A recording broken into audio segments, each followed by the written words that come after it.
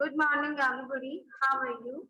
I hope you are healthy and safe at your home and enjoy with 15th August preparation as per given your project. Okay.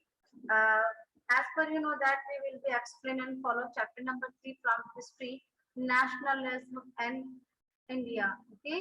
अब हम इसका आज जो है part 3 इससे previous 2 meeting जो है हमारी हो चुकी है। टुडेज हमारी थर्ड मीटिंग जो है वो स्टार्ट होने वाली है। चैप्टर थोड़ा सा लेंथी है तो उसमें 2 मीटिंग जो है और भी इंक्लूड हो सकती है। सो अगर आपको टाइम मिलता है तो उसको वापस आप अपना जो है रिवाइज किया करें। In this series today's our teaching point, आज जो हमारा सब्जेक्ट जो पॉइंट है वो है the salt march and the civil disobedience movement, यानी नमक जो एक सॉल्ट मार्च को लेकर के, नमक कानून को लेकर के एक मार्च हुआ था और डिसओबीडियंस अवज्ञा आंदोलन, ये दोनों का क्या कॉम्बिनेशन था यहाँ हम देखेंगे। तो Mahatma Gandhi found that the salt is a powerful symbol that could unite the nation. On 31 1930 Gandhi ji sent a letter to the विक्ट्री इरविन during अपने था Irwin 11 demand to some demanded were general interest or the pacific demand. This demands were the different classes from the industrialist to peasant. Industrialist का मतलब यहाँ पर यह है कि जितने भी उद्योगपति वगैरह जो है उनका जो है किसानों से था। अब मेरी बात सुनिए, महात्मा गांधी ने जो है सबसे पहले जो सॉल्ट मार्च जो है वो लॉन्च जो था वो महात्मा गांधी था। महात्मा गांधी ने नमक एक ऐसी थिंग थी जिसके ऊपर किसी भी प्रकार का टैक्स नहीं था, लेकिन जब ब्रिटिश गवर्नमेंट के टाइम में जब इस सॉल्ट के ऊपर टैक्स लगाया गया तब महात्मा गांधी ने इस सॉल्ट मार्च को स्टार्ट किया था कि नमक जो है यानी जो सॉल्ट जो है वो बहुत ही नेसेसरी थिंग्स है और इस पर जो है किसी भी प्रकार का टैक्स नहीं होना चाहिए। तो नमक कानून के विरोध में इस प्रकार की जो मार्च निकाली गई थी उसको कहा गया द सॉल्ट मार्च, ठीक है। And the civil disobedience movement, उसी के साथ में अवज्ञा आंदोलन। तो उसके अलावा महात्मा गांधी ने 31 जनवरी 1930 को इरविन 11 जो था उससे डिमांड की थी कि भाई आप जो है आप लोगों ने जो नमक पर जो कानून कर लगाया है उसको हटाया जाए। नमक आम आदमी की जरूरत है। जब भी कोई व्यक्ति या गरीब से गरीब, चाहे वो पीजेंट हो, पुअर पॉपुलेशंस हो, उनको अपने भोजन के अंदर नमक एक ऐसी थिंग्स है जो बहुत ही नेसेसरी है, तो इसको टैक्स फ्री किया जाए, क्योंकि नमक एक ऐसी थिंग्स है जब तक वो आपके फूड में नहीं डलेगा आपका फूड जो है वो टेस्टफुल नहीं बनेगा। और नमक जो था वो किस प्रकार से क्रिएट किया जाता है वो जो सॉल्टी जो हमारे शी होते हैं उनके किनारे से या वहां से नमक को जो है प्रोड्यूस किया जाता है, फिर उसके बाद में इंडस्ट्रीज में जाकर के इसको क्लीन किया जाता है। तो ये कह रहे हैं कि सॉल्ट जो है वो हमारे भारत के अंदर पर्याप्त है और ये ये एक प्रकार का यूनिट सिंबल है हमारे देश के लिए। अगर हम ऐसी चीजों पर भी अगर हम टैक्स लगाएंगे तो जो पीजेंट है, जो फार्मर है, जो इंडस्ट्रियलाइजेशन से जो रिलेटेड जो व्यक्ति है वो जो है वो कंप्लीटली जो है डिप्रेशन में चले जाएंगे। ऐसा इसलिए कहा, मैंने आपको बताया कि नमक जो था वो आज भी अगर हम देखें तो नमक ये जो है वो टैक्स फ्री प्रोडक्ट होते हैं। The latter also include the demand to the abolish the salt tax. The salt was one of the most essential food item and was the consumed by both rich and poor. मैंने आपको पहले ही बता दिया कि नमक एक ऐसी चीज है जो हमारे भोजन के लिए सबसे कंज्यूम बहुत ही इम्पोर्टेंट थिंग्स होती है। अगर उसके अंदर चिल्ली है या अगर स्पाइसेस अगर नहीं डलेगा तो चल जाएगा, लेकिन अगर सॉल्ट नहीं डलेगा तो वो टेस्टफुल जो है वो नहीं बनेगा। और नमक एक ऐसी आवश्यक चीज है जो गरीब और पुअर और रिच दोनों के फूड के अंदर रिक्वायर्ड होती है। इसीलिए जो कानून नमक पर जो कानून बनाया गया था, जब इस टैक्सेस को नहीं हटाया गया तो इस प्रकार का मार्च जो है वो गांधी जी के द्वारा जो है अपने यानी गांधी जी की लीडरशिप के अंदर इस मार्च को निकाला गया था। The tax on salt and the government monopoly over its production revealed the most cruel side of the British rule. कहते हैं ब्रिटिश रूल का ये बहुत ही क्रूअल यानी ऐसी मोनोपोली थी, ऐसी की बहुत ही क्रूअल एक्टिविटी थी कि इस प्रोडक्शंस के ऊपर भी उन्होंने जो कर जो टैक्सेस लगाया, ठीक है। Mahatma Gandhi letter was the ultimatum starting that if the demands were not fulfilled. Mahatma Gandhi ने बाद में एक अंतिम चेतावनी जो है वो ब्रिटिश गवर्नमेंट को दी कि अगर हमारी जो डिमांड है वो फुलफिल्ड नहीं होती है, पूरी नहीं होती है, कहाँ तक, बाय 11 मार्च 11 मार्च तक हमारी जो डिमांड अगर फुलफिल्ड नहीं होती है, पूरी नहीं होती है, the Congress would launch a civil disobedience campaign. ये कहता है कि तो कांग्रेस जो है वापस सिविल डिसओबीडियंस कैंपेन को चालू करेगा। Irwin was not ready to talk upon the demand, लेकिन इरविन जो था वो इस मैटर पर बात करने के पक्ष में नहीं था। Then the Gandhi ji took the decision to launch the movement. उसके बाद गांधी जी ने इस डिसीजन को, निर्णय को लिया कि वो जो है इस मूवमेंट को चालू करेंगे और इस मूवमेंट के लिए उन्होंने एक मार्च रखा था, एक यात्रा निकली थी, लंबी यात्रा जो कि दांडी से निकली थी, ठीक है। तो इसीलिए इस जो मूवमेंट है उसका जो नाम है वो रखा गया सॉल्ट मार्च। अगर इससे रिलेटेड कोई क्वेश्चन पुट आता है तो मैंने सारा कंसेप्ट आपको क्लियर कर दिया कि इरविन ने जो है सॉल्ट पर टैक्सेस को लगाया था। उसके अपोजिशन में महात्मा गांधी ने जो है अपनी कुछ डिमांड रखी थी, उनको अंतिम चेतावनी भी थी कि हमारी डिमांड को फुलफिल करे कि इस नमक पर जो कर लगाया गया है, जो टैक्सेस जो लगाया गया है उसको वो रिमूव करे, ठीक है। फिर आता है आपका इन दिस सीरीज के अंदर सेकंड जो पॉइंट है, देखिए beginning of civil disobedience movement दिखाई दे रहा है, beginning of civil disobedience movement. अब यहाँ पर सिविल डिसओबीडियंस मूवमेंट जो है उसकी शुरुआत हुई along with 78 फॉलोअर्स, यानी 78 फॉलोअर्स के साथ गांधी जी ने इस मार्च को स्टार्ट किया फ्रॉम द साबरमती आश्रम ऑन 12 मार्च। अल्टीमेट क्या दिया था उन्होंने 11 मार्च। आगे मैंने अभी थोड़ी देर पहले बताया ना कि गांधी जी ने जो है इरविन को लास्ट अल्टीमेट चेतावनी दी थी कि 11 मार्च तक आप हमारी डिमांड को फुलफिल्ड करें, नहीं तो हम जो है डिसओबीडियंस को वापस लॉन्च करेंगे। और डिसओबीडियंस के अंदर ही जब उन्होंने 11 मार्च तक इरविन जो था वो इंटरेस्टेड नहीं था, उसने इस पर ध्यान नहीं दिया, तो 12 मार्च यानी 78 फॉलोअर्स के साथ में महात्मा गांधी ने 12 मार्च 1930 को एक मार्च चालू किया गया था जो कि साबरमती आश्रम से स्टार्ट हुआ था। उसे Dandi coastal town of Gujarat, जो कि गुजरात के दांडी नाम का एक कोस्टल एरिया, एक कस्बा जो था वहां से लिया गया, इसीलिए इसको दांडी मार्च के नाम से जाना जाता है। ये बहुत ही इंपॉर्टेंट सेक्टर है इस चैप्टर का। एक तो आपको डेट याद होनी चाहिए, when was the Dandi march was launched by the Mahatma Gandhi, then the 12th March 1930. Okay, on 6th April we reached Dandi and the ceremony violated the salt law and the manufactured salt by the boiling sea water. The march was over 240 miles. This marked as beginning of the civil disobedience movement.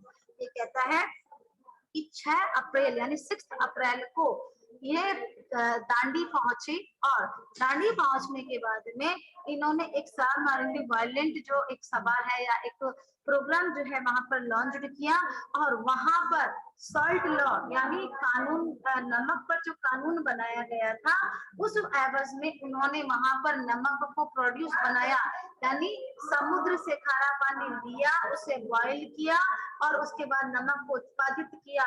और the March was over 250 miles. और ये जो यात्रा थी, ये जो मार्च था, मार्च समझते हो, पैदल यात्रा जिसको हम कहते हैं, मार्च जो था वो 240 माइल्स का था, यानी बहुत लॉन्ग डिस्टेंस थी। और यहाँ मार्क किया गया था एक नए डिसओबीडियंस मूवमेंट को, जिसको डिसओबीडियंस मूवमेंट के नाम से जाना गया, यानी अवज्ञा आंदोलन। क्या हो जाएगा? अवज्ञा आंदोलन, यानी जो हम लोगों ने डिमांड की है उस पर ध्यान नहीं दिया गया, तो अवज्ञा आंदोलन। एट द मोमेंट स्प्रेड, इस मोमेंट के अंदर कुछ स्प्रेड हुआ था। Foreign clothes were boycott, liquor shop were picketed. ये कहते हैं कि जितने भी फॉरेन जो क्लॉथ थे उनको बाइकआउट किया गया था और लिक्वर शॉप वर फिक्टेड, जहां जहां इस प्रकार की जो लिक्वर शॉप यहाँ पर वाइन से रिलेटिव भी हो सकता है उनको भी इफेक्ट किया गया था। पीजेंट्स रिफ्यूज टू पे रेवेन्यू एंड द चौकीदारी टैक्सेस, जितने भी किसान थे उन्होंने भी रेवेन्यू को पे यानी जो रेवेन्यू लगाए थे ना उनके ऊपर, जो फसल उनकी जो क्रॉप थी उस पे भी रेवेन्यू लगाए तो उसको देने के लिए मना कर दिया और चौकीदारी टैक्सेस जो था उसको भी रेफ्यूज किया गया। ये ऑफिशियली रिजाइन किया गया यहाँ पर। In many places the forest people violated forest law, और यहाँ बहुत सारे जो जंगल में रहने वाले जो पीपल थे उनसे संबंधित कानून भी बनाए गए थे। worried by the ongoing movement, the colonial government began the arresting the Congress leaders one by one. Yes.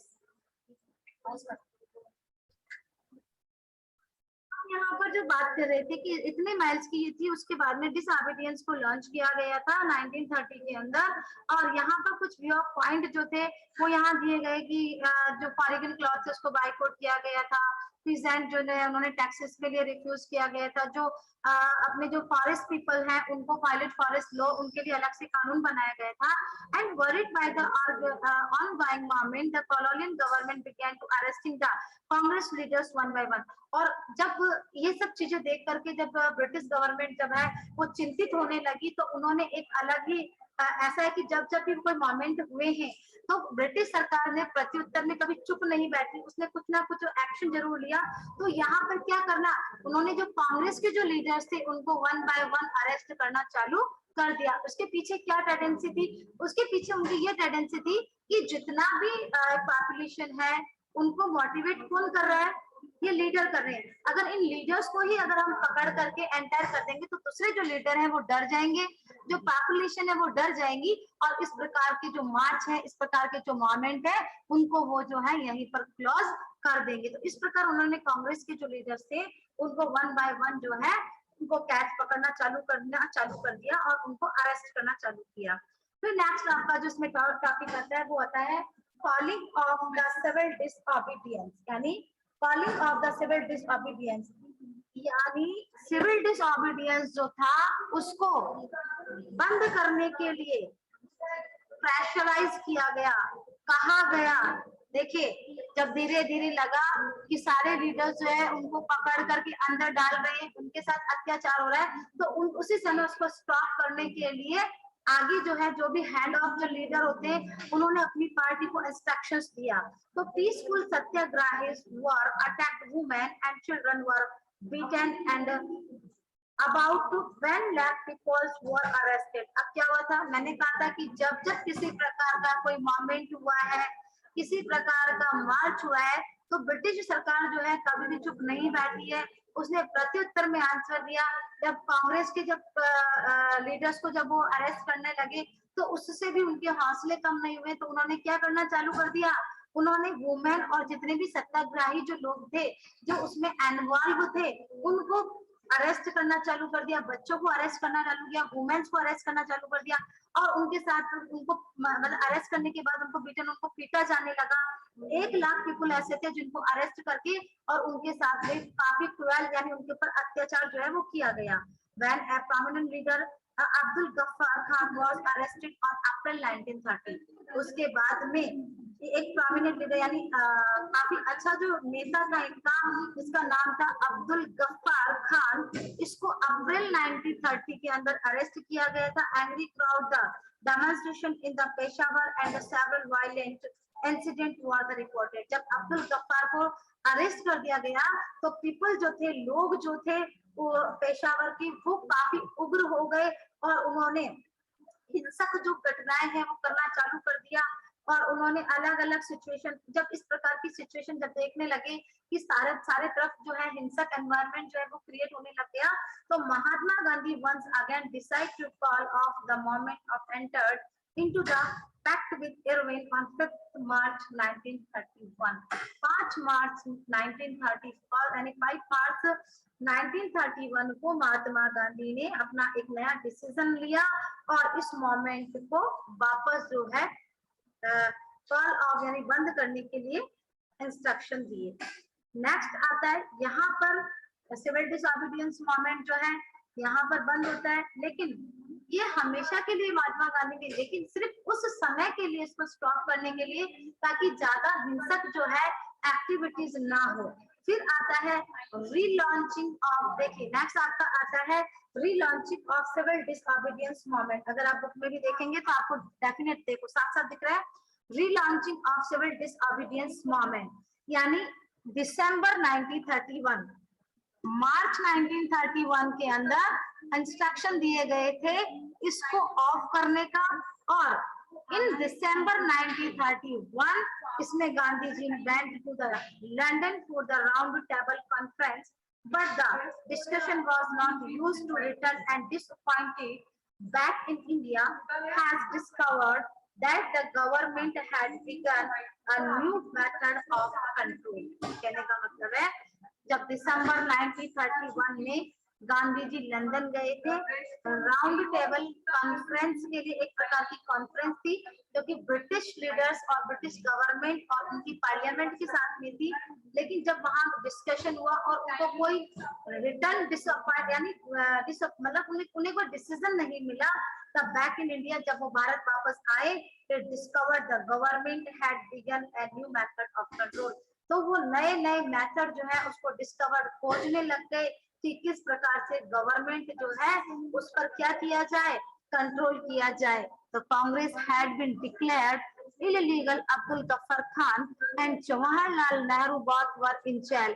Congress ने उस समय डिक्लेयर्ड कर दिया था इलीगल रूप से, जबकि अब्दुल गफ्फार और नेहरू जी जो थे वो जेल के अंदर थे। महात्मा गांधी रीलॉन्च्ड, यहाँ दिसंबर 1931 के अंदर महात्मा गांधी ने इस डिसोबीडियंस को वापस जो है रिलॉन्च कर दिया। द सिविल डिसोबीडियंस मूवमेंट को रिलॉन्च किया and this movement was the continue for a year and lost its momentum by the year 1934। ये जो मार्च मतलब ये जो मूवमेंट था वो 1934 तक चलता रहा। आया कुछ समझ में आया? मेरे हिसाब से तो ये चैप्टर। अब नेक्स्ट हमारा आता है meaning of the moment for the different groups. देखिए आज का आपका होमवर्क है, नोटेड कीजिए meaning of the moment for different groups, यानी अलग अलग ग्रुप्स के अंदर इस मोमेंट का अलग अलग अर्थ लिया गया था। डेफिनेटली बुक्स के अंदर है read meaning of the moment for different group, meaning of the moment for different groups. इसके अंदर फॉर रिच, इसमें क्या है बेटा, तीन प्रकार से डिफरेंट, इसको मैं समझा रही हूँ लेकिन आपको जो है रीड करना है। इसमें क्या है, 3 फैक्टर्स जाते हैं। फॉर द रिच पीजेंट, अगर जो रिच किसान जो थे उन्होंने अलग मीनिंग लिया, द पुअर पीजेंट जो गरीब किसान थे उन्होंने अलग लिया, और जो इंडस्ट्रियल मूवमेंट के अगेंस्ट थे उन्होंने अलग अलग रिएक्शन दिया। तो इसको आपको रीड कर लेना है अच्छे से। आ रही है बात समझ में? उसमें देखिए इसको थोड़ा सा एक्सप्लेन करूंगी मैं कि different social group participated in civil disobedience movement for the different ideas और रीजन। अलग अलग जितने भी सोशल ग्रुप्स थे उन्होंने अलग अलग आइडियाज, विचारों और अलग अलग कारणों से इसको एंटायर हुए इसके अंदर, और meaning of farad with different and different social group, और जितने भी अलग अलग जो सोशल ग्रुप थे उन्होंने इसका मीनिंग भी अलग निकाला। सबसे पहले तो दिमाग में यहाँ एक क्वेरी हमेशा चलती रहनी चाहिए आप लोगों को कि भाई इन लोगों के माइंड में क्यों चल रहा है। देखिए ब्रिटिश का जो रूल एंड रेगुलेशन था उसे पीजेंट से लेकर के इंडस्ट्रियलाइजेशन से, या जो भी हाउस होल्ड जो फैमिलीज थी, या हमारा जो पॉलिटिकल जो सिस्टम था वो सारा परेशान था। सभी चाहते थे कि हमको जो है इस ब्रिटिश जो है आधिपत्य जो है फोर्स जो है उससे हम फ्री हो जाए। इसीलिए लोग बाग क्या है अलग अलग रीजन से, अलग अलग, किसान जो है वो टैक्स नहीं देना चाहता था, वो फ्रीली अपना इंडस्ट्रियलाइजेशन में भी ऐसा ही था कि वो अपना उत्पादन बढ़ाना चाहता था, वो रॉ मटेरियल को डायरेक्ट लेना चाहता था, वो जो फॉरेन जो क्लॉथ है उनकी शॉपिंग नहीं चाहते थे। तो अलग अलग कारण से, अलग अलग रीजन से लोग जो है इस मोमेंट के अंदर एंटर हुए। तो उनके आइडियाज भी अलग थे और उनके विचार भी अलग अलग थे। अगर हम रिच पीसेंट की बात करें, जो काफी समृद्ध पैसे वाले जो किसान होते हैं, तो इन्होंने क्या करा, फाइट अगेंस्ट हाई रेवेन्यू। इन्होंने किस विचार के साथ में स्वराज की मांग की थी या इन मोमेंट में एंटर किया कि भाई वो जो है, जो हाई रेवेन्यू जो था ना, उसको उसके विरोध में फाइट करना चाहते थे। वो केवल टैक्स से बचना चाहते थे। पुअर जो थे वो नो रेंट मोमेंट, वो भी किसी प्रकार का मोमेंट रेंट नहीं देना चाहते थे। इंडस्ट्रियल जो थे वो moment against the colonial restriction and the business, यानी वो भी सब किसी ना किसी विचार, किसी ना किसी फायदे, किसी ना किसी पर्सनल मैटर की वजह से मोमेंट के अंदर एंटायर हुए। तो इनके अलग अलग विचार थे जिसको आपको आज के होमवर्क में रीड करना है। सो आज के लिए इतना काफी है, वरना ओवर हो जाएगा। So I am going to end this meeting. Thank you for joining.